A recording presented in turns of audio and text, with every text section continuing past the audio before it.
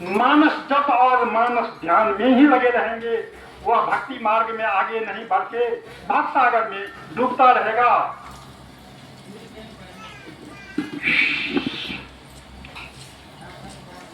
मोक्ष पाने का सबसे सरल तरीका है, हम लोग नाम की महिमा बहुत सुनते हैं। लोग कहते हैं कि उल्टा नाम जपे जग जाना, वाल्मीकि भय ब्रह्म समाना। लोग कहते हैं कि वाल्मीकि मुनि जी का पहला नाम था रत्नाकर। वह इतना बड़ा पापी था कि मुंह से राम राम नहीं कर सकता था, राम राम करता था। यह तो विचारिए कि कोई कितना बड़ा पापी हो, क्या मुंह से राम नाम नहीं कर सकता है? अगर कुछ देर के लिए यह बात मान भी ले कि वाल्मीकि मुनि जी राम राम के उल्टा मरा मरा जप कर ब्रह्म हो गए, तो जो सुनता राम राम मरा मरा का सुनता हुआ राम, तो राम राम जप कर आज तक कितने ब्रह्मत्व को प्राप्त किए हैं। फिर नाम की महिमा ऐसे है कि नाम ले तो भव सिंधु सुखाई। मैं कहता हूं समुद्र और नदी की बात तो जाने दीजिए, नाम लेके एक चुल्लू पानी भी सुखा के कोई दिखा दीजिए, तब मैं मानूं। तब प्रश्न होगा, क्या शास्त्र की लिखी महिमा गलत है, झूठी है? झूठी नहीं हो सकती है, गलत नहीं हो सकती। नाम को बहुत थोड़े लोग जानते हैं।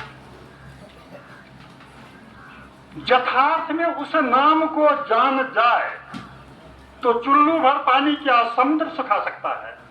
वह नाम वर्णात्मक नहीं, वर्णातीत है। नाम दो प्रकार के होते हैं, वर्णात्मक और ध्वनात्मक। वर्णात्मक राम हुआ और उसका उल्टा ध्वनात्मक, उसका अभ्यास करके वाल्मीकि जी ब्रह्मत्व को प्राप्त किए थे। संत सदगुरु सत्संग गौरंदरा में बहरहाल मानव जीवन संत मंत्र विचार के कुशलमय मंगलमय कल्याणमय हो सकता है। साधु संत सब पधारल छथि। गोस्वामी तुलसीदास जी ने प्रवचन भंडारा के कार्यक्रम से गौरंदरा गाँव में तरई न कोई मधुबनी जिला के अंधराठाड़ी प्रखंड में गौरंदरा गाँव है। और परमेश्वर क्या कहते हैं उसका भी सुन लीजिए। ये सबसे बड़े हैं संत, दूसरा नाम है,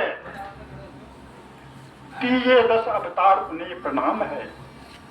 ब्रह्मा विष्णु महेश सकल अवतार है, अरे हारे पलटू सबसे ऊपर संत मुकुट सरदार है।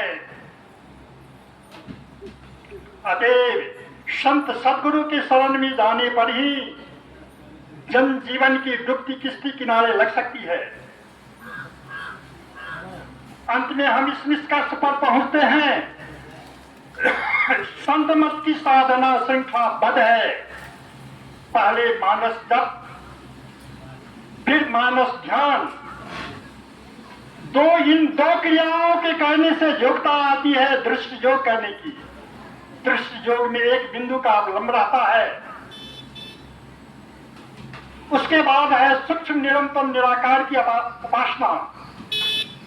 यहां उपासना की स्थिति हो जाती है, प्रभु मिल जाते हैं।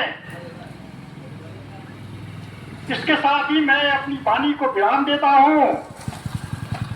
इसके बाद सुपौल जिला से पधारे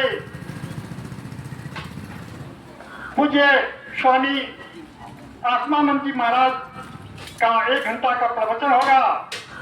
उसके बाद आरती और सत्संग सभा का कार्यक्रम ऑटोमेटिक डिजॉल्व हो जाएगा। श्री सदगुरु महाराज की जय।